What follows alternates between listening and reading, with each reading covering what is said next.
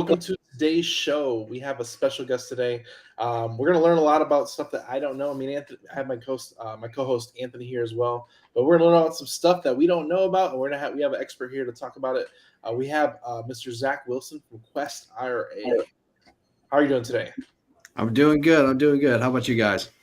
We're Really good, man. good, man. I'm glad we're having this conversation. Yeah, I'm excited. Like I said, this is something that I've been wanting to learn and talk about for a while. So it'd be pretty good for our audience to learn and like what kind of opportunities can we look out for? So we're looking to like always diversify our own investments, but then also find somebody else, maybe if they have an IRA, and we always have people offering us cash now. Like we're actually going through it right now. Somebody's trying to move some capital from the IRA into an investment with us. And it's been a little challenging, man. So I'm pretty excited to talk about this today.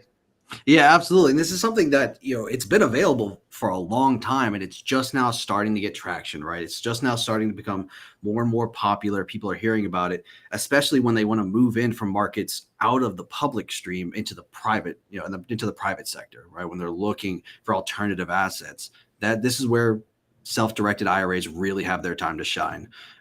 So yeah, it's something that we really try to spread, as much information. We have tons of education on our website and our YouTube channel. And so the more awareness we can build about them, kind of the better for everybody. Hey, so why don't we take it from the top, man? Why don't you tell us what an IRA is and when does a person need to open one, or why might they want to look into opening one? Yeah, absolutely. So an IRA is just an individual retirement account, right? It's going to function pretty similar to like a 401k. The only difference is instead of it being tied to an employer, it's just for you personally, right? That's really the only difference. Now, within IRAs is that term self-directed IRA, right? What is a self-directed IRA and how does it differentiate from a normal IRA? Well, to be honest with you guys, that term self-directed is really just a marketing term. There is no legal distinction between a self-directed IRA at a custodian like Quest, which is where I work, versus an IRA at like a Fidelity or a Charles Schwab, right? The only difference is the custodian themselves, right? You can have a self-directed IRA at Fidelity, but they, as the custodian, only allow you to invest into publicly traded assets, right? That's their niche. That's what they focus on. Whereas Quest, we allow you to take those same retirement accounts, except put them into privately held assets. Specifically, real estate style investments is what we as a custodian specialize in, right? So it's for everybody. It's that same account. Just depends on what you're looking to get into, right? So honestly, the earlier you can get an IRA set up, the better. The younger you are, the more attractive things like the Roth IRA come in, right? They look really good because instead of it being pre-tax, where you're getting tax-deferred growth, now you're getting post-tax, right? So you're getting tax-free growth. There's not many accounts that have the power that the Roth IRA has. Okay, man, we're going to have to distill some of that down a little bit, even for myself, right? I'm sure our audience have all the same questions I have swimming around. Yeah. So why do you want a custodian to hold on to your capital instead of you just doing your own investments privately out of your own bank account? Where's the benefits, and then where are the tax advantages in this? Yeah, so whenever we're looking at the different types of benefits for an IRA, there's really three distinct benefits, right? The first one is the tax advantages, right? So whenever you're making your investments, let's say you're doing a fix and flip, right? If you do that investment personally, right, you purchase the property, you fix it up, you flip it, any of that profit that's coming back, if it's coming back to you personally, you have two options. Either you pay the taxes on it, or B, you try to put it into something like a 1031 and defer those taxes until later. All right. Now let's look at that same example, except done in an IRA. Right. It doesn't matter what type of IRA it is. It could be traditional, Roth, SEP simple. We'll go over all of those, but it's done in an IRA. Well, the IRA again purchases the property. The IRA pays contractors to fix it up, and the IRA sells that property. When it receives those funds, now it negates the need for a 1031, right? By nature, that IRA is getting those funds tax deferred, or in some cases, like the Roth IRA or even the ESA, it's getting those funds and growing them now tax free. So it means you're not restricted on the next investment like some 1031s are, right? They're going to restrict you on the type of investment you can make, the timeline, the value.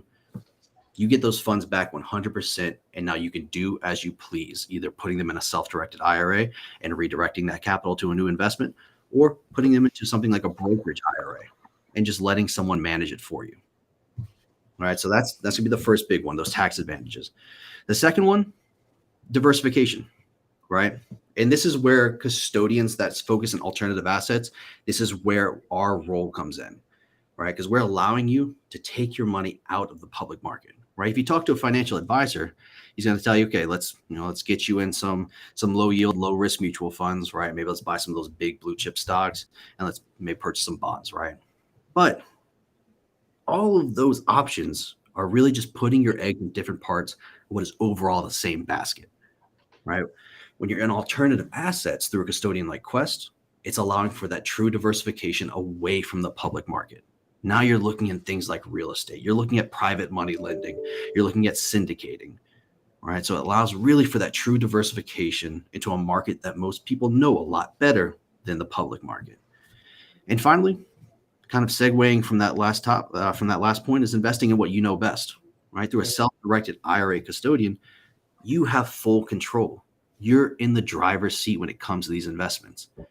Now, some people have knowledge of the public market, right? They have knowledge of the stock market. That's where they're comfortable. Awesome.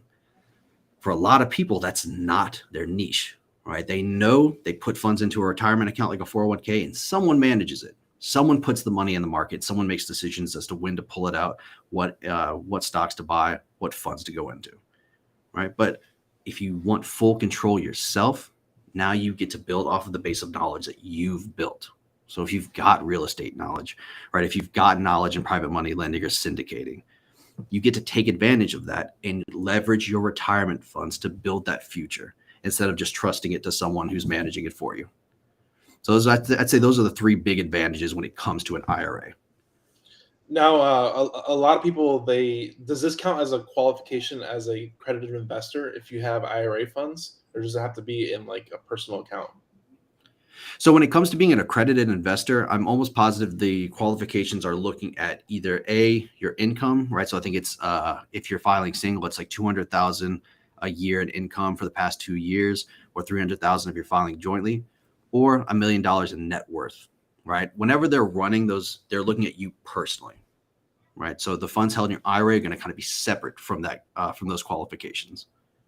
Okay, that makes sense. Okay, that was a blurred question because I'm like, I don't know the answer to that one, and I'm like, I don't know if it would count towards your personal. I mean, I could have made something up just now. I could have.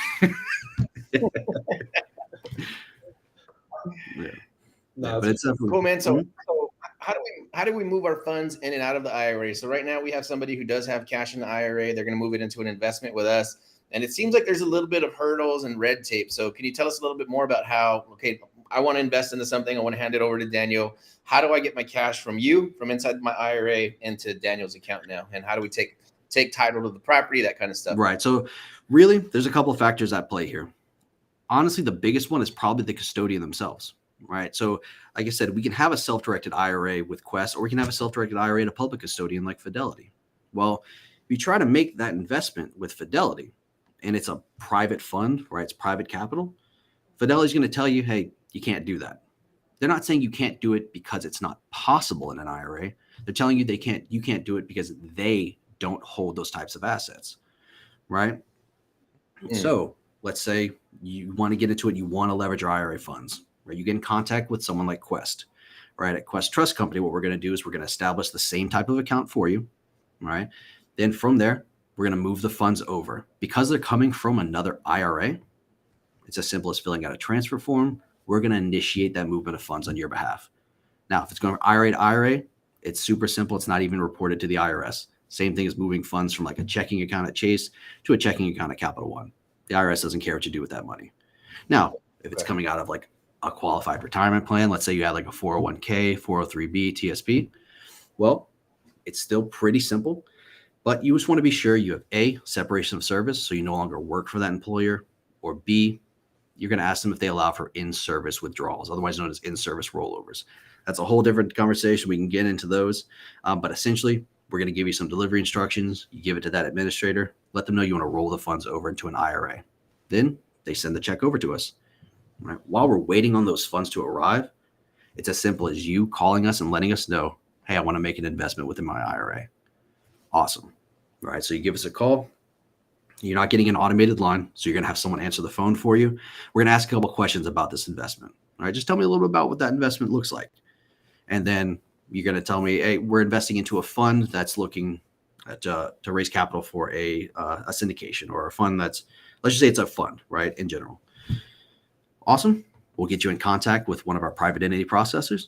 They're going to work with you as well as with the fund manager to gather up all the documentation, right? So we're going to help you gather up things like the subscription agreement, the operating agreement, stuff like that, right? Which can seem a lot up front, right? For someone who's just getting into this, all these documents are like, oh man, it's a whole lot. And we realize that, right? We realize that you're going from telling or pressing a button on Fidelity's portal, right, that you want to purchase a position, from now you're working with actual documents in your hands, right? So because of that, we're going to hold your hand throughout every step. Right? We're going to let you know, here's what we're looking for. Here's what it needs to say to be, 1, in compliance, and 2, to be vested correctly in the name of the IRA. All right. Now, mind you, all of this is happening while we're still waiting on the funds to arrive. That way we're knocking out 2 birds with 1 stone. All right. So once we get it in, we are going to audit it internally, right, to be sure there are no blatantly prohibited transactions putting your account at risk, right? And again, to be sure it's vested correctly. And then once we've got the documents in and the cash is available in the account, we can fund that investment in 24 to 48 hours. So we really make it as simple as possible, knowing that there's a lot of moving parts with investments like this. I'm really glad you broke the clarification as far as the whoever the, I forget what word you said, but whoever is guiding that portfolio, they might have parameters that they don't do. And I think that's gonna differentiate. Like you need to look into who you're creating the IRA and who you're self-directing that, who you have as that. What was that word you used? The custodian. Custodian. Yeah, yeah. I'm like, it's not counselor, it's something else. So whoever your custodian is really important, because your custodian is going to make or break what you can invest in as a whole, because it can really put dampers on what you want to really invest in. You know? Yeah, exactly. And it's not always like when they tell you can't do it, it's not always them trying to prevent you from doing it, right? Some of them just don't know. Simply because you're still talking to another human being, right? If this person doesn't know that there are private asset custodians with self-directed IRAs, they're going to tell you like, oh, you can't do that in an IRA, right? Hey, that happens, right? We're not saying that they're doing this on purpose. Just keep in mind that yes, you can. Just about any type of investment you can make personally, you can make within an IRA. There's a few exceptions when it comes to that, right? What are the restrictions? You can't invest into collectibles. So things like vintage art, right? You can't do vintage cars, things that it's hard to get a hard appraisal on, right? It's more subjective. You can't do that. And you also can't invest into life insurance policies. You can see the problem there if we allow people to invest into other people's life insurance contracts, right? So those are really the 2 restrictions that you can't do. Any other type of investment, you can probably do it within an IRA. Just about the custodian you're talking to. Right. Let's talk about taking title to the property, right? So now Daniel sells me some land. I'm going to invest it from my IRA account. So the IRA, actually, the company takes title to the property? Right. So the best way to think about it is that the IRA is its own entity, right? It has its own name. It has its own address. It even has its own social security number in the form of an EIN, right? So the IRA as an entity is going to be taking title. So for example, if you had an account with Quest, on the warranty deed, it's going to show Quest Trust Company, FBO, your name, IRA, your account number. That's who's purchasing the property. All right. So because of that, now you take title to it. Anything that needs to be done within that account, or within that property, has to be paid for out of the IRA. And when it comes to this, I think it's important to mention the restrictions to an IRA, right? Because it's a tax advantaged account. The IRS says, okay, there are certain people that you cannot commingle your funds with. That list is known as your disqualified parties. If you look on the IRS, it's IRS section IRC 4975. It gives you it's a whole thing. It's a whole list, and it's kind of hard to read. It's a little dense, but we've broken it down. Essentially, it's going to be you, yourself, all right, as your spouse, your lineal ascendants, so parents, grandparents, your lineal descendants, so children, grandchildren, their spouses, and any companies that those people own, control, manage, or are highly compensated by. Essentially, any companies that they're affiliated with, right? Now, the reason those people are disqualified has to do with the flow of inheritance, right? So if let's say my dad has an IRA and he wants to invest, or I want to invest with him, or he wants to invest in me, whatever, right? What I'm really doing is growing an account that I'm going to eventually inherit. This is going to be considered self-dealing, right? What the IRS does not want to happen. So that's why they put restrictions on the up and down family trees. Now notice sideways doesn't matter. Why? Because as much as I love my sisters, they're not getting my inheritance. Right? That's just usually not how it works. Now, obviously, there are certain situations in which that's the case, and then they'll become disqualified as the beneficiary. But for the most part, those are the general rules. All right. So as far as the structure of these investments go, it's really working the exact same. The only difference is now the IRA is taking title instead of you personally. Okay. Yeah, I didn't realize we like I said, we were doing paperwork with our first IRA, and we realized that like, okay, this is new. Never knew that. Like, there's some this dealing with this. It's kind of been eye opening to us. It's kind of interesting because we're having this conversation now, and we've been dealing with all this paperwork over the last like 2 weeks. So we're kind of like understanding this from our side of it as part of the person taking the money in, as a private as an investor investing that capital from an IRA person. So it's kind of interesting having and seeing what happens on our side too versus actually creating it on their side. So there's different aspects on both sides that we're seeing now. Yeah, exactly. And you as the one raising the capital from the IRA, right?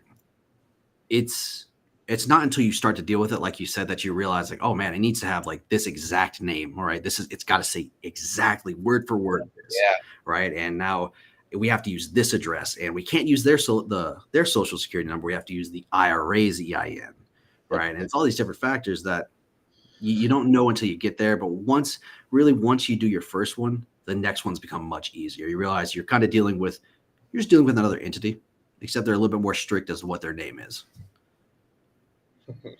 Yeah, we learned a lot this week, man. Yeah, just it was quite a bit of back and forth, and we're not used to it because we've received private capital for deals, but receiving it from an IRA, yeah, it was just a little bit more challenging. But like you said, I think we've got our bearings now. It looks like the funds should be headed our way now. It was just a little slight learning curve, but it's kind of cool, man.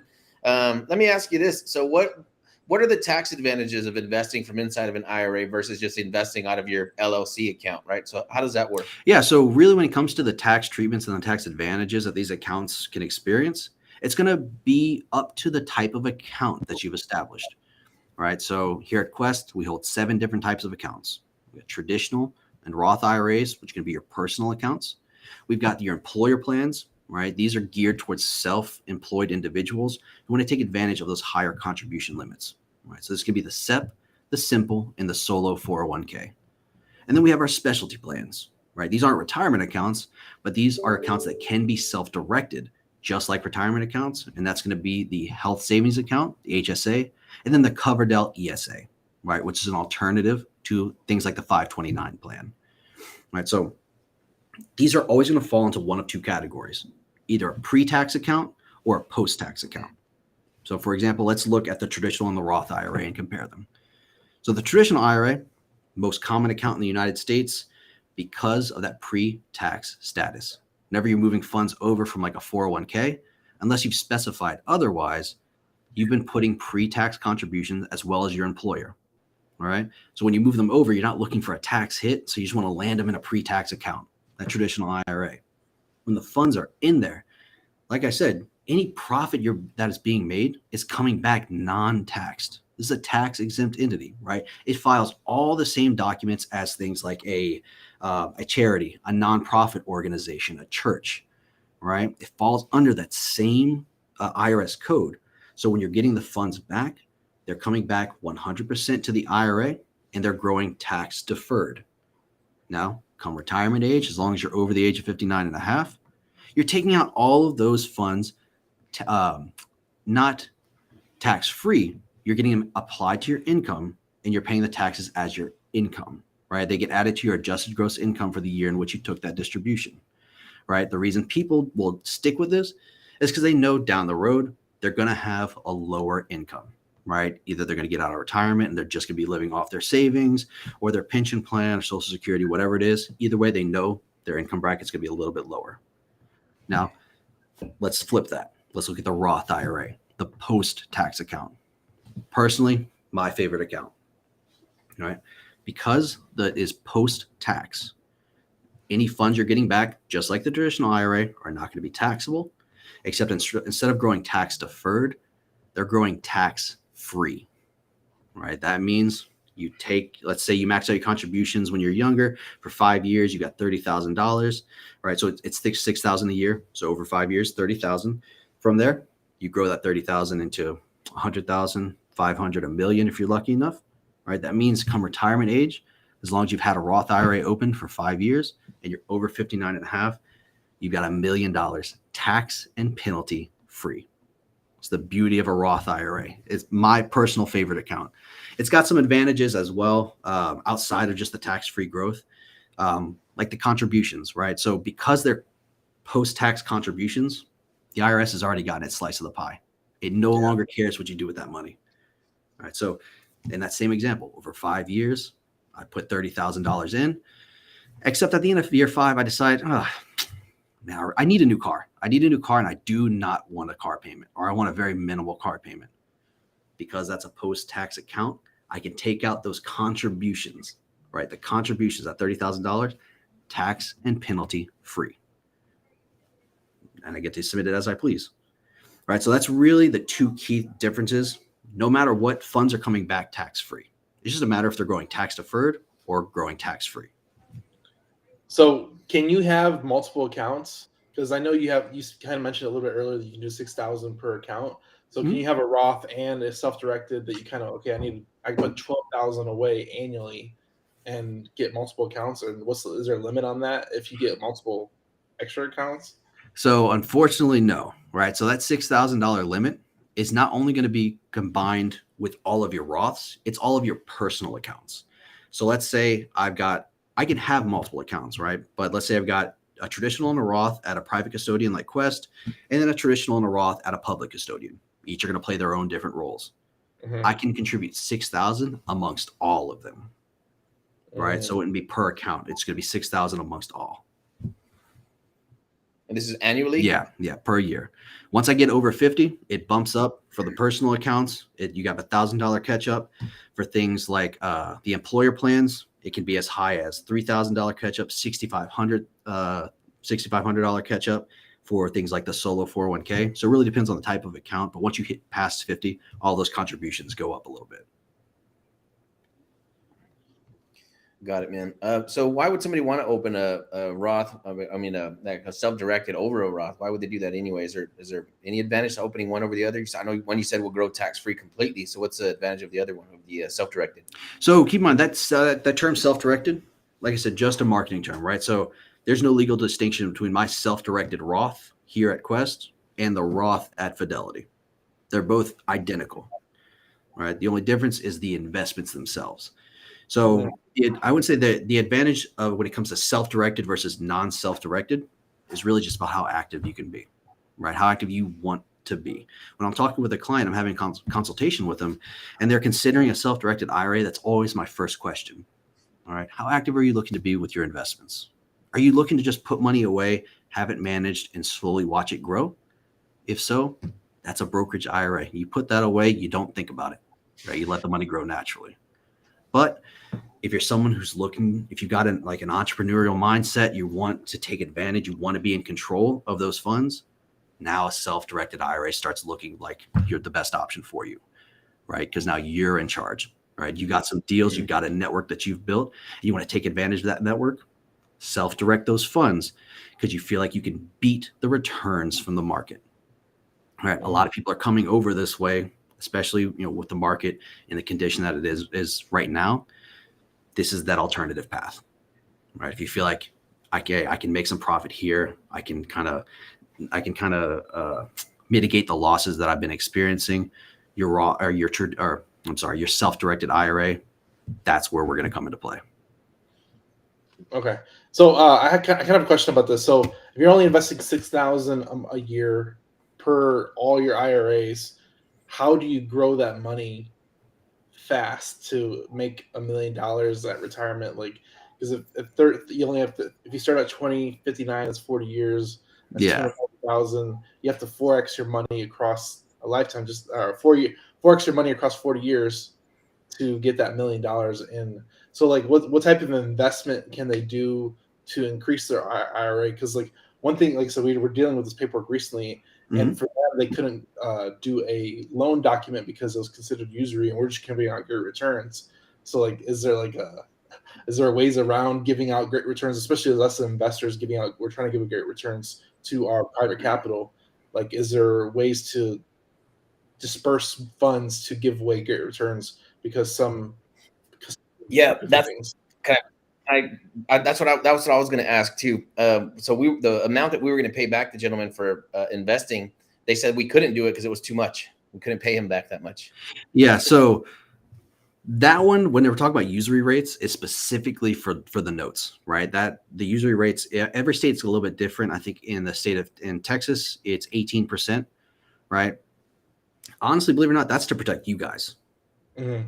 If they were the usury rates, let's say if they were to go to default, that means you're not going to be you would only have to recoup the funds to cover 18%. Anything above that, you guys wouldn't have to cover. Now, this is in the case of default, right? Yeah. But when it comes to growing the account fast, I don't think it's necessarily the types of investments. It's the structure that you need to take advantage of, right? Okay. And what I mean is partnering. That's the biggest thing whenever we're looking at a small dollar IRA. That's the biggest strategy that we tell our clients, right? If you have a small dollar IRA and you're looking to make these investments, right? More than likely, you know someone who has a larger IRA. You know someone who has funds saved up, that they worked for a company for several years and they rolled over their 401k, all right? Well, let's say they're looking to lend out $100,000 note, right? But you've only got 10,000. Let's say you got 10,000. You reach out to them like, hey, instead of you lending out 100,000, do you think we can draft up this $100,000 note to show 90% being lent by you and 10% being lent by my IRA? All right, that way now I'm getting access to this investment that I otherwise wouldn't have had access to because I'm taking advantage of the partnering structure. Right, so I'm going to get that same return, but my investment opportunities open up immensely, right? Because now I'm not dealing with small dollars. Oh man, I have to do like a bridge loan, and that's really the only thing I get into. I can't do much more. No, you can purchase property, right? You take a small percentage of that property's ownership. I can lend on a large note, take a small percentage of it. I can partner with someone to get into a syndication, right? Now, obviously it depends on the type of syndication, but just shows you that really it's not the investment itself, it's the structure. It's taking advantage of that partnering. Okay, I'm really glad we've realized that too, and I'm like, I don't know if there's something else we could do, but the partner structure is a way to disperse and diversify your small amount of money, because like when it comes to investing money, like the larger the capital, the easier it is, but like the small amount, it's really difficult and almost like cumbersome to deploy that small amount of capital. It really is. It honestly really is. And that's unfortunately just kind of one of the hurdles, right? Because no matter what, if someone's using their small dollar IRA, it doesn't really matter if you're going private or public, right? The type of investment doesn't matter. Your returns are probably going to be limited, right? You can only grow that account so much. Now, obviously you find your unicorn deals and you get a massive return. Good on you. But if those were readily available for everyone would do it, right? So that's really the biggest thing to take advantage of is going to be that partnering. Because keep in mind, when we're talking about funding an IRA, there's really two ways. There is moving funds, or making your contributions, right? And then there's moving funds over from existing retirement accounts. Moving funds over from existing retirement accounts is the way that 90% of people are going to fund their self-directed IRA, right? They've got that old 401k, they've got that old 403b, or they've got that IRA that they've had just sitting in the market forever, right? Usually that's how they're going to fund their investments. Now, by all means, it's definitely possible, right? It's definitely possible to just start from scratch and make your investments by slowly building them. But even when I'm on the phone with clients, I tell you like, hey, it's going to be a lot of work. right? There's no way around it. I wish I had the golden ticket to just tell you, hey, here's how you get that IRA to grow much faster. But at the end of the day, it's going to require some work, right? And that's just the plain and simple of it. I never want to mislead my clients as to telling them that, hey, you invest into this. Let me tell you the secret, right? And they tell them, like, hey, you're going to have to take advantage of your network, right? The bigger network you've got, the faster you can grow your IRA. I've seen this recently, and I don't know how often you see this as well. I want to ask this question, but people that like, oh, I have an IRA, I'm investing in it, and then they realize that they didn't direct it at all. They're just throwing money in the account, and they're not directing it at all. How often do you see that? More often than you'd think, right? So when it comes to Quest specifically, right, our accounts are non-interest bearing. So we actually tell people, hey, only bring over the money you need for this specific investment. So it doesn't happen too much with us, but it happens a lot when people are moving the funds over. They're like, I made an investment in my IRA, right? I made an IRA investment. Like, the IRA is not an investment. It is a vehicle, right? You can get into a car. It doesn't matter. You're not going to get anywhere if you're not driving it, right? It is just the investment vehicle. It is where the investments are going to sit. So it does have to be invested further than that. But yeah, you're absolutely right. I have definitely seen that before, and I always just have to, like, I'm so sorry about that. Someone should have told you. I'm sorry that you're just now getting in contact with us.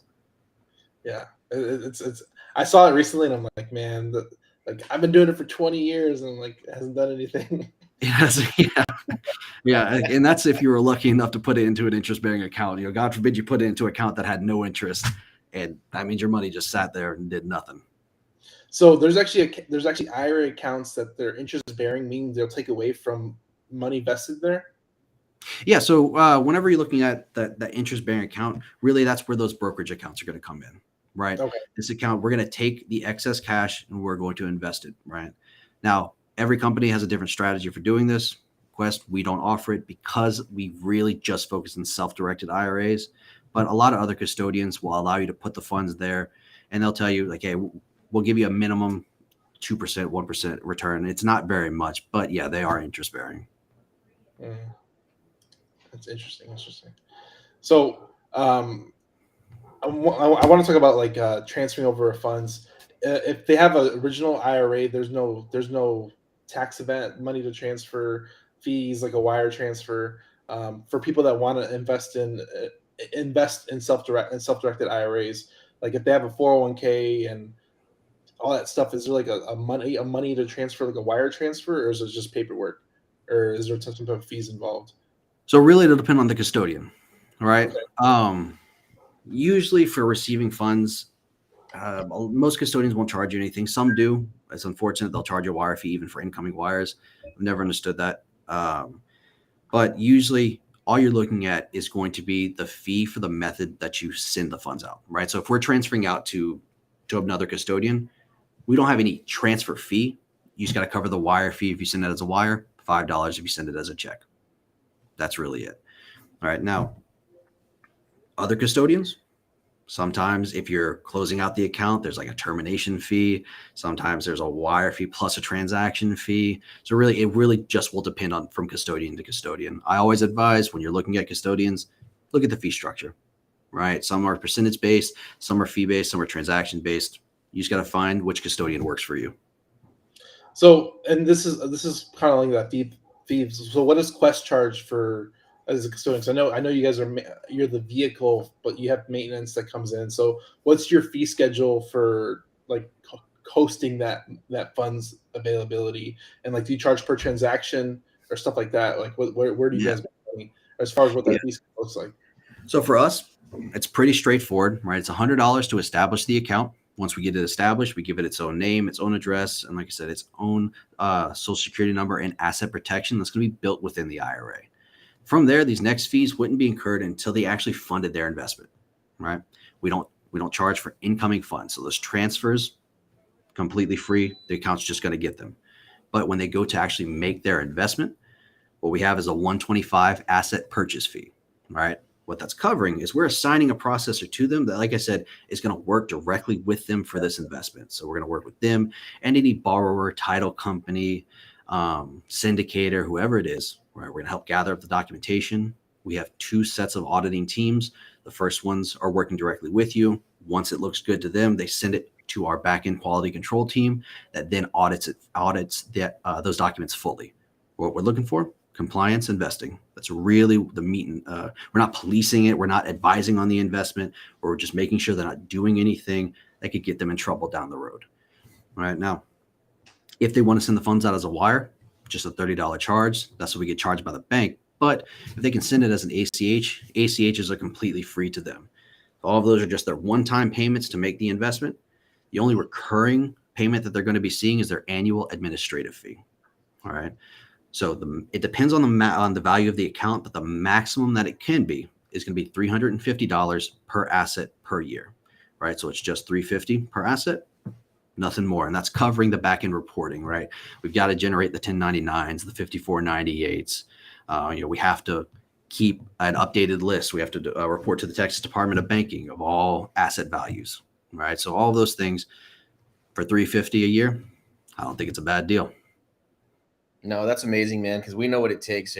Filings, keeping records, keeping track of all that stuff. That's in a business in of itself. And if you're an entrepreneur, if you're out there, you need to focus on what's in your business. You can't be worried about, doing those tasks. Yes. So to have a third-party company doing that, especially for a couple $100 a year, that's amazing. Right. Yeah. And that's regardless if it's $1,000 investment or $1 million investment, $350. And that's the maximum. It could come out lower than that. Wow. Yeah, that's great, dude. So I know we've covered a lot of what Quest does, and we've talked about different types of accounts. Can we talk about like your specific type of avatar? So who are you looking for? Who is an IRA right for? Like should everybody open an IRA, or should some people wait till they're like in the, a certain stage in life or in their business, or, who are you looking for to do business with, and how would they contact you? Yeah. So I think everyone should have an IRA, right? Whether Quest is the best fit for them is going to depend, but off the bat, everyone should have an IRA. Now, when it comes to an IRA at a custodian like Quest, usually I'm looking for a couple things. Right? When I'm talking to them, if they're just getting started and they want to be passive, they're not looking for something to make their investments in. They're not looking to pursue anything specific.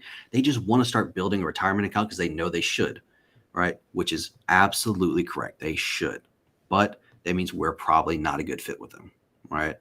One thing that we pride ourselves on is that we are not just churn and burn, right? We're not looking to just open up accounts and then forget about you. Yeah. We turn business away because we know that at the end of the day, they will keep us in mind. And when they get to that stage of their investment or their retirement building, they're going to come back to us. We play the long game. We're not looking to just sell products. All right. Now, on top of that, let's say now they are looking to be more active. Awesome.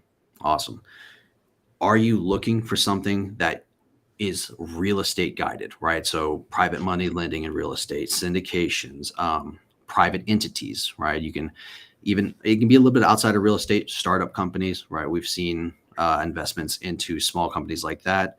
Are you looking to do like fix and flip, single family homes? What types of investments are you looking to make, right? Like I said, some people's bread and butter is the public market.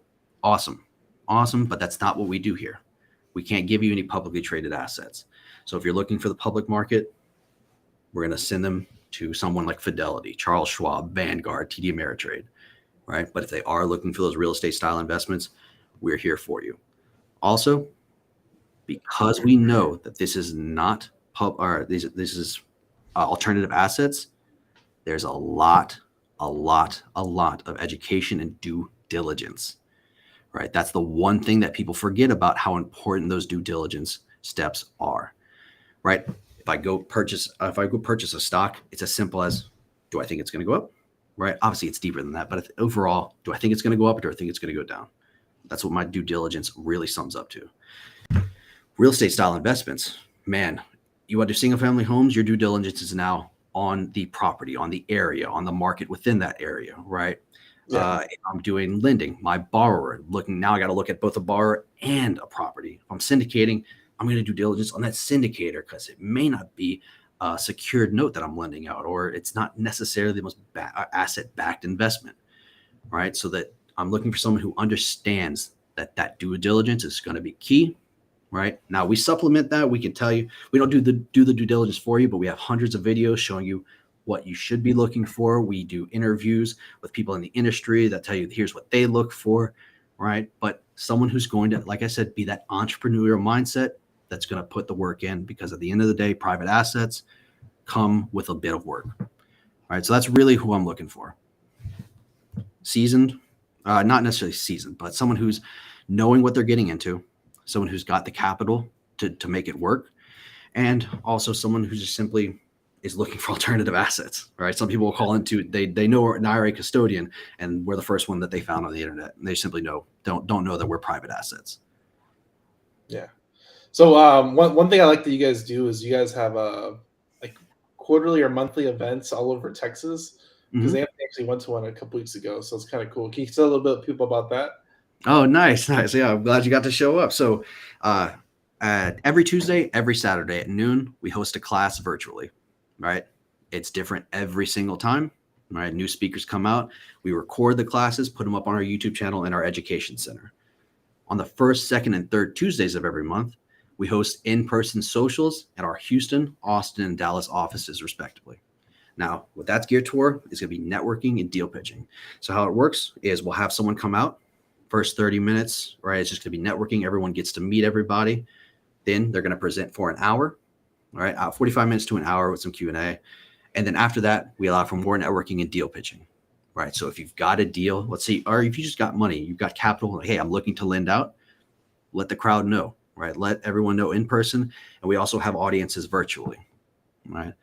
Also, on the fourth Wednesday of every month, we have our virtual networking happy hour. We've had people from all across the country. As a matter of fact, the last one I hosted, we had someone from the UK who had joined. That was crazy. I didn't expect that. Now he lives in the US and he was traveling abroad, but he still wanted to attend. It was pretty cool just getting someone, being able to say, hey, we got someone from the UK here. But yeah, we host tons of networking events, right? The reason is because as your custodian, we can't endorse these investments. We can't tell you this is good, this is bad, you should go with this person, you shouldn't go with this person. So we take the next best step. It's just getting everybody together, getting you the opportunity to build that network that you can start making your investments. Okay, I didn't realize you guys didn't advise. So I was thinking like you might say, hey, man, because all we do is lend, right? So we're looking for big ranches, stuff like that. So I thought maybe their advisor could be like, hey, man, I wouldn't invest in land. You'd rather do apartments. So you guys don't scrutinize the investment. You just make sure that everything's structured properly and all the paperwork is proper and all that. Right. Yeah. So that's when you've gotten to that point, right? But how it works is when you first join Quest, right, you're going to get assigned an IRA specialist. That's the team that I'm on, right? So we have a team of IRA specialists that are going to walk you through and educate you as much as we can.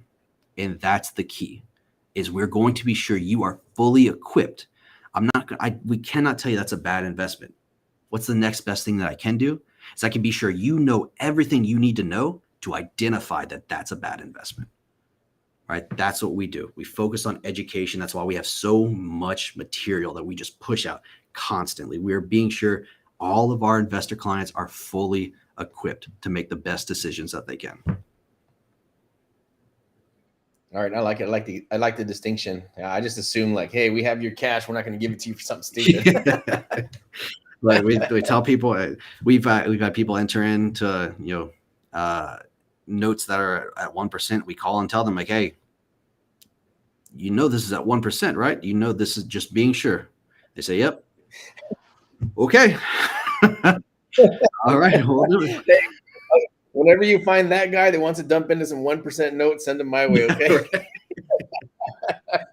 Yeah, so I tell them like, sir, I've got the perfect opportunity for you. All right. Yeah, we want to talk to that guy. I really appreciate you coming on. This is very informational. Like I said, we've been dealing with this recently. If everybody hasn't dealt with this, I hope you learned something, because we've been kind of dealing with it firsthand this last week. So it's kind of interesting to talk about it right now. The first time you're exposed to it, honestly, it's a lot. It's a lot, and it seems overwhelming, right? But that's why people like us are here, right? We set up consultations. I'll have a consultation with every single one of my clients before they ever open up the account with us. That way they know the rules, right? Because it's who knows? Oh, IRC 4975 will tell me what I can and can't do. No one knows that, right? That's why we're here, to let you know what you can and can't do, the types of investments that are available to you, and how the process works. We really break it down, try to simplify it as much as we can. So what's the best way to get a hold of you? We got Quest. Whoa, got tongue tied. Questcompany.com, and then we have your email as well, Zachary. Right. So, yeah, you guys can shoot me over an email, zachary.wilson@questtrust.com, or if you want to give us a call, 281-492-3434. My name is Zach Wilson. Just ask to speak to me, or my direct extension is 3648. If I'm not available, guys, any one of the IRA specialists, right? We have a whole team here. We have 34 IRA certified IRA service professionals that are able to answer any question you've got when it comes to your IRA investments. So again, if I'm not available, just ask to speak to an IRA specialist, and any single one of us will be happy to hop on a call with you then, or set up a consultation for a later time that works best for you. Oh, there you go. This is a random question, but is there a quote that is yours or somebody else's that you resonate with? Oh, man. Okay. Oh, it sounds bad, but you know what the first one that came into mind was I just picture the Wayne Gretzky quote. You miss 100% of the shots you don't take. Wayne Gretzky, Michael Scott, Zach Wilson. All right. Yeah, so I'll stick with that one. I'll stick with the Office quote. I like it, man. Yeah, we do shoot a lot of shots, and we'd rather like make a mistake, get the data, and then move on to the next one. So yeah, I'm down with that. And honestly, that's the biggest hurdle, right? That's what I always tell people. It's like the first step is always the hardest, right? Always the hardest. Once you take that step, there's a lesson to be learned. It gets a little bit easier the next time, right? But it's just about doing it. Honestly, you just have to take that first step, because otherwise you'll never get to where you want to go. Boom. With that, we will leave you. If you enjoyed this episode, go check it out. There's more like it probably underneath this episode. We appreciate everybody listening in, and thank you, Zach, for coming on. And I hope you all learned something, because I did. Y'all have a great day. Thanks for coming on. Appreciate y'all. Appreciate Anthony. Yeah, thank you guys for having me. Y'all have a good one.